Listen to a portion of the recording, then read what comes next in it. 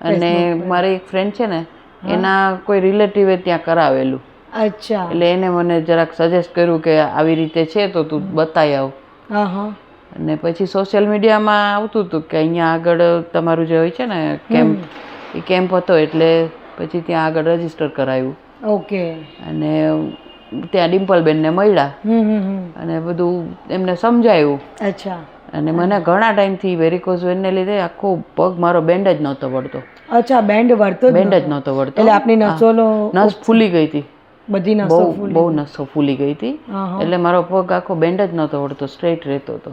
અચ્છા, એના લીધે તમને શું શું પ્રોબ્લેમ થતા હતા? રાત્રે ઊંઘ ના આવે, સિવિયર પેઇન થાય. રાત્રે વધારે થાય. દિવસ આખો ઊભા રહીએ એટલે રાત્રે બહુ જ તકલીફ થતી હતી. ઓકે. બળે અંદર ટાંકા વગર કે કોઈ જાતની તકલીફ વગર. અને થોડીક વારમાં પાછું થઈ જાય ને બીજે દિવસે તમે તરત ને તરત 3-4 કલાકમાં ચાલતાય થઈ જાઓ.